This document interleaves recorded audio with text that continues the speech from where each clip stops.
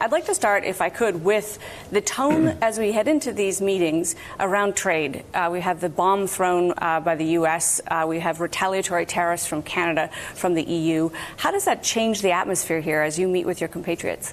Well, clearly it does change the atmosphere, and we're obviously all very disappointed as close allies and partners of the US that they have taken this step, especially as they've taken it on national security grounds, and we're close security partners with the US.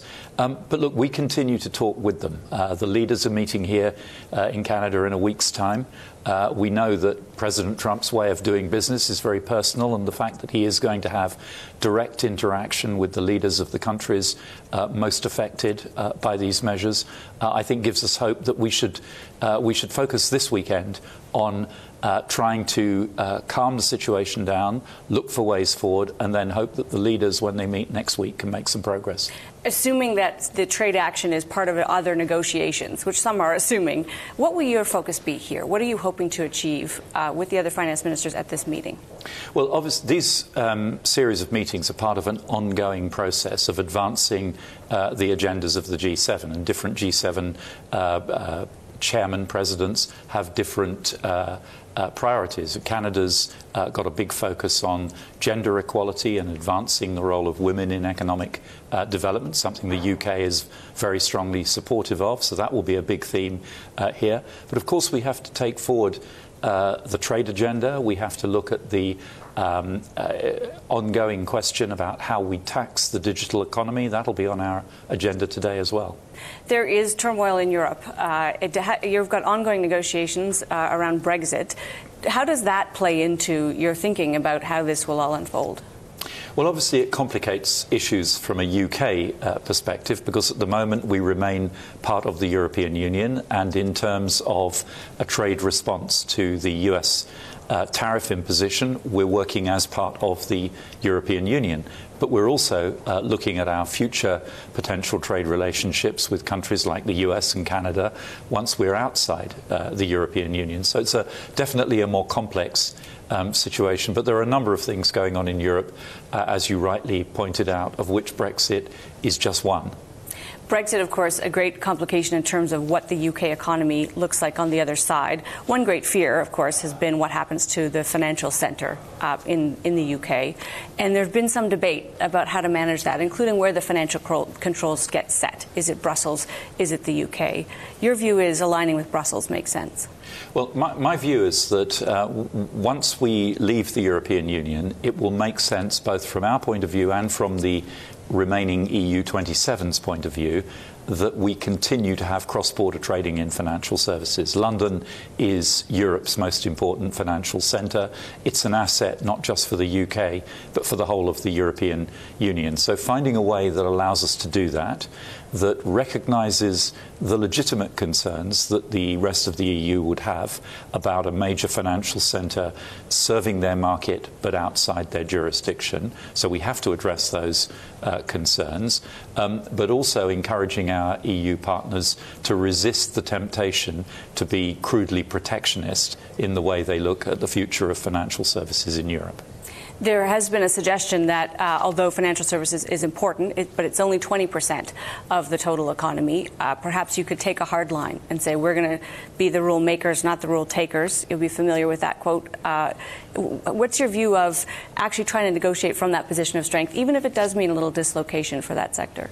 So just to be clear, it's much less than 20%. It's about 7% of our economy, financial services, and the vast majority of that 7% is either domestic facing or rest of the world facing.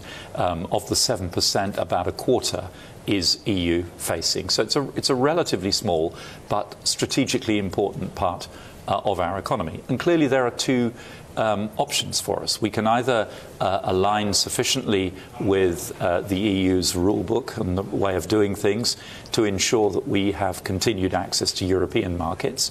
If that proves impossible, then we will look for an approach which maximises our opportunities in the rest of the world, where we already have a very strong presence out of London. You also have been in the US recently, in Silicon Valley. Very strong tech presence in the UK. How do you build on that? How do you maintain your presence as a hub On the other side of Brexit, how much of that is influenced by that change? Well, Brexit is a factor, but I think it's not the most important factor. Tech companies come to the UK because of the talent that's there, because of the work that's going on in academic institutions, universities across the UK, which, as everywhere, is a very important driver of tech industry. I'm confident from the discussions I had in Silicon Valley over the last few days that those links will continue. The business model of more and more of the Silicon Valley giants is to have distributed engineering and development centres around the world, and London is one of those centres. You referenced the tax on technology companies, something that is beginning to emerge. We've seen it already in the U.S.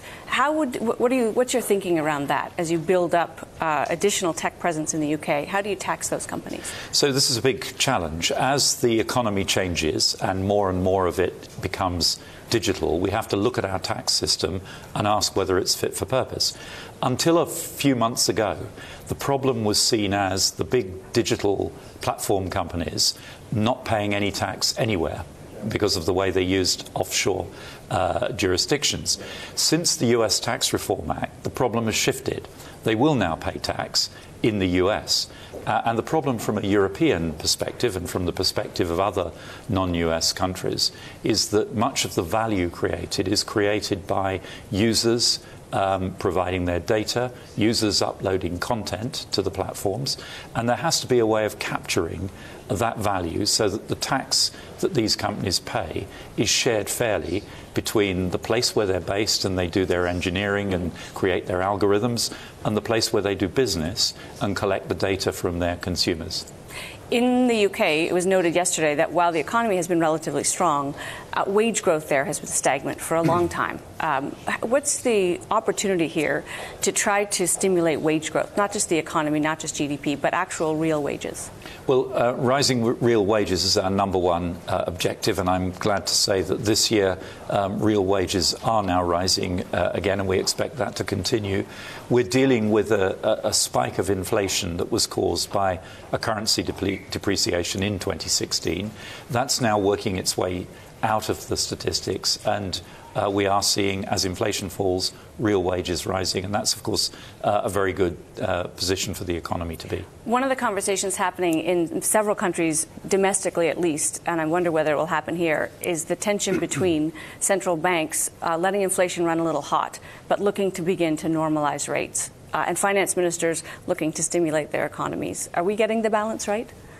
Well, I think in many countries, and of course we have an independent monetary policy authority in the Bank of England, but in most countries, after the financial crisis, monetary policy took a large part of the strain and a large part of the burden of the correction, dealing with the correction. As we move further and further away from the crisis, I think it's right and proper that fiscal policy increasingly plays a role, and monetary policy is gradually, over time, allowed to normalise. We support that approach. And therefore, we will continue to see rates moving higher. There are some countries where, as I say, inflation is running hot. Do you worry about inflation picking up around in other economies in the world? Yeah, I mean, obviously there is a problem for countries which are heavily exposed to the US dollar as US dollar interest rates rise, and that's an issue that will be, again, on our agenda this weekend, I think, the impact on some developing economies of increasing US dollar interest rates. For the UK, where we've had a spike of inflation, which is now coming down, there is clearly scope for the Bank of England gradually and carefully to normalise interest rates over time.